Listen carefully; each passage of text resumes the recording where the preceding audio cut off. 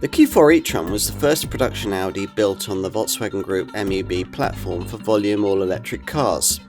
This lower mid-sized crossover is pricier, of course, than other similarly sized full battery powered SUVs from the Wolfsburg conglomerate, but it delivers a much more upmarket feel that'll help ease you into your new electrified phase of motoring ownership. 2 years into its production life, it was usefully updated to create the car we're going to look at here.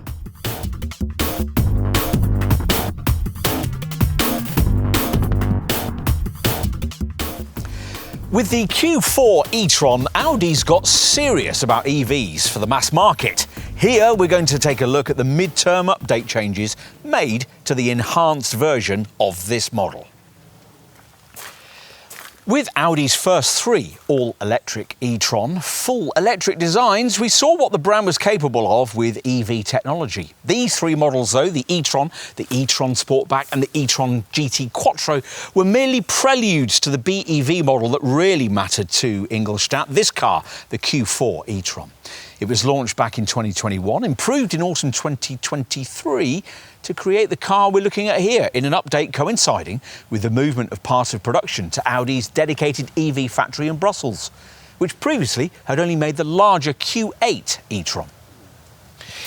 It's tempting to merely dismiss this Q4 e-tron model as Audi's version of other similarly sized VW Group crossover EVs like the Volkswagen ID.4, the Skoda Enyaq and the Cupra Tavascan. Certainly all engineering bits that matter are common between the four cars, namely the MEB platform and the battery tech.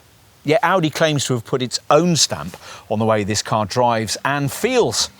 So to find out more, you're going to need the usual comprehensive car and driving road test.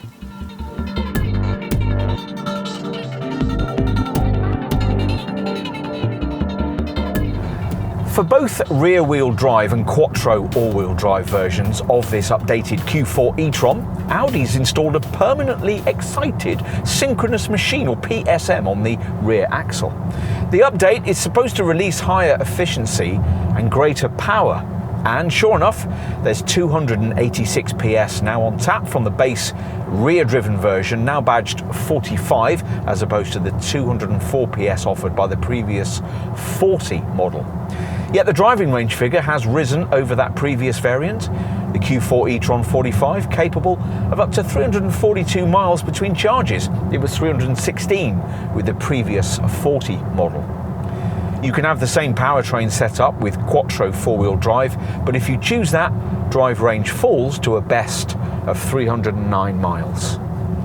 Those range figures, by the way, are for this standard SUV body shape. You'll do slightly better if you opt for the sleeker Sportback body style.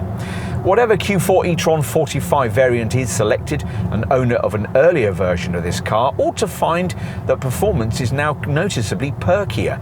Rest to 62 miles an hour takes 6.7, it was 8.5 before, and the top speed, as with all Q4 e-trons, is 112 miles per hour. As part of this update, Audi's decided that all Q4 e-trons should use the larger of the two previously available batteries. It's 77 kilowatt hours in usable capacity and also features on the top Q4 variant we're trying here, another derivative that's been rebadged as part of this update. What's now the Q4 e-tron 55 Quattro, it was called the 50 Quattro before, in this updated form puts out 340 PS, up from 299 of the previous 50 version, which means that the 62 mile an hour sprint can be dispatched in just 5.4 seconds, up from 6.2. Driving range for this top Quattro model can be up to 320 miles. There are other Q4 e-tron changes we need to brief you on too. Audi says it has retuned the chassis across the range for greater driver involvement. As part of this, the steering's now sharper. The engineers have tinkered with the suspension, aiming for greater comfort and stability. As before, it's a McPherson strut front and 5-link rear arrangement with sports suspension available, which lowers ride height by 15 millimeters, and adaptive damping offered further up the range.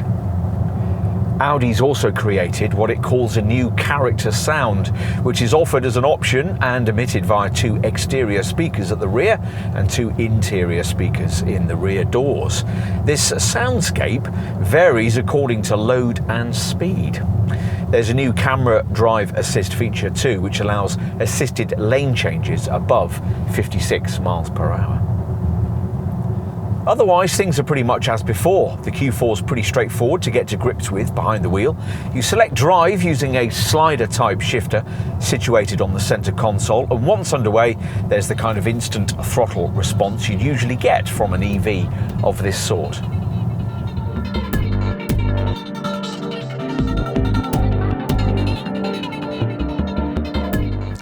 There haven't been any visual changes as part of this model update. As before, you can't really see the Q4 e-tron as either an EV Q3 or an EV Q5 because its size dimensions don't fit with either of those two established combustion crossover models. As with those two cars, the Q4 comes in both regular SUV form, as here, or in a swept-back coupe-style guise, the latter known as the Q4 Sportback e-tron. This regular model's dimensions, 4,588mm long, 1,865 wide and 1,632mm tall, place it neatly between a Q3 and a Q5 size-wise, and visually this car has its own bespoke look. This was the first of the company's models to get new digital LED technology, offering 4 different exterior lighting signatures the driver can choose between. And it was the first of Audi's smaller cars to get a full-width LED taillight bar at the rear. Audi tells us that no significant changes have been made as part of this update inside either.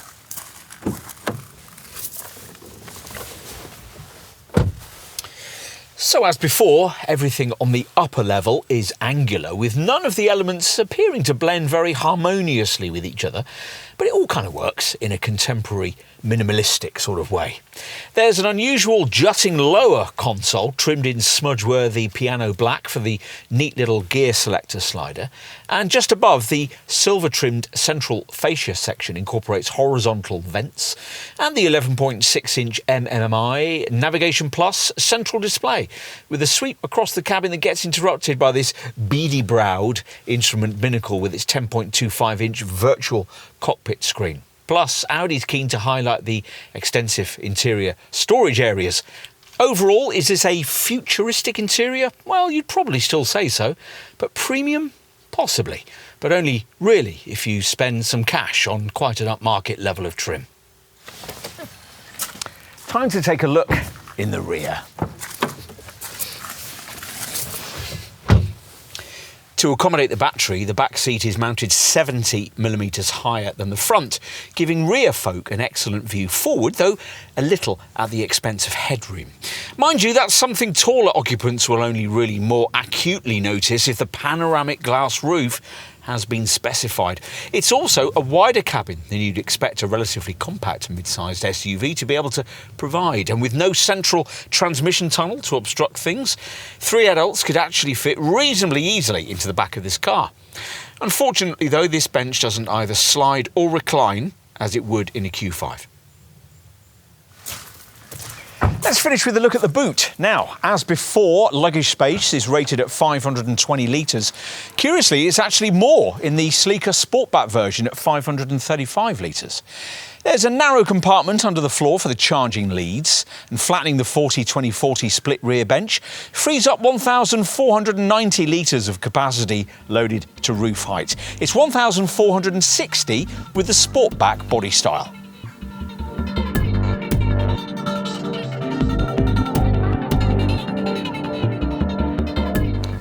We've been telling you about the 3 powertrain combinations on offer, either rear-driven or quattro 4-wheel drive versions of the Q4 e-tron 45, or the 4-wheel drive only Q4 e-tron 55 quattro model we're trying here. All models now use the same 77 kilowatt-hour of usable capacity battery. As usual, there are 3 trim levels: Sport, S-Line and Black Edition, and prices range from around £50,000 and then on up to around £63,000.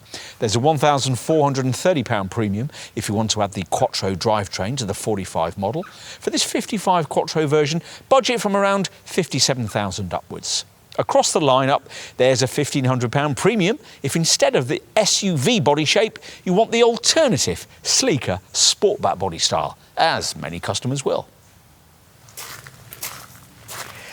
What about trim and equipment? Well, base sport variants get 19-inch graphite grey alloy wheels. Those rims upgraded to 20 inches in size with this mid-level S-line trim, which is the one that most customers will choose.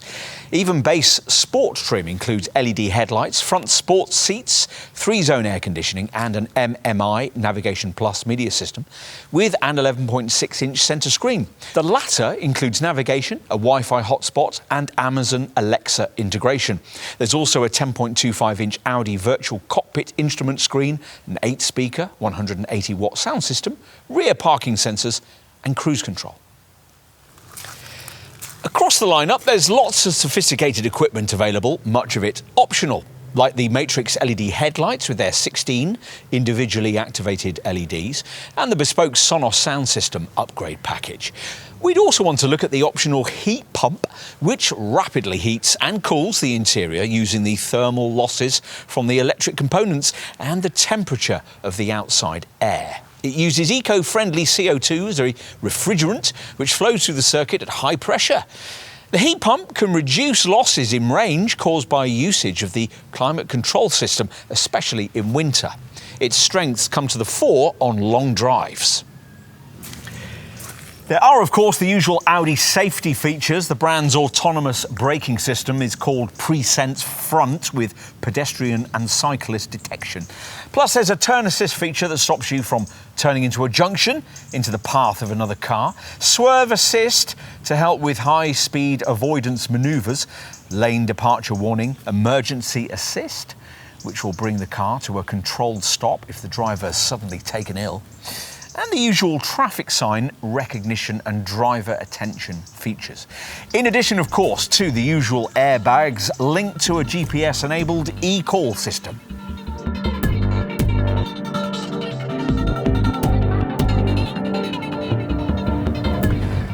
What about replenishment for the 77 kilowatt-hour battery? Well, for DC charging, standard rear-driven models charge at 135 kilowatts, while this quattro version can charge at up to 175 kilowatts. With a rapid public charger, WLTP testings confirmed that in only 10 minutes, the Q4 45 e-tron can recharge enough electricity to cover a distance of about 80 miles. Charging at 135 kilowatts, the battery can achieve an 80% state of charge from a 5% starting point in 29 minutes. As for AC home charging, well, both variants have been engineered for charging speeds of up to 11 kilowatts. If you're using a conventional 7.4 kilowatt garage wall box, a Q4 e-tron can charge 255 miles of range in 8.25 hours, or receive a full charge in 11.5 hours. However you choose to charge, it's worth noting that in this updated form, the Q4 e-tron now features post-conditioning. With that, the vehicle's thermal management system cools the battery, for example, if it exceeds a fixed temperature threshold after driving or charging. Using the My Audi app, owners can activate charging remotely using a smartphone. The app also provides access to the Comfort remote preconditioning system, which enables remote adjustment of the cabin temperature and seat heating functions to ensure that the cabin climate is always comfortable well before a journey begins. Not so good is the issue of depreciation. The Q4 e-tron doesn't hold its value anything like the way you would expect an Ingolstadt model to do, a problem afflicting so many EVs just now. Accessing and paying for electricity while on the road can easily be taken care of using the e-tron charging service, which provides UK subscribers with one RFID payment card that's accepted at a vast number of charge points operated by 18 suppliers across the UK and Europe, and offers a choice of 2 fixed price charging tariffs.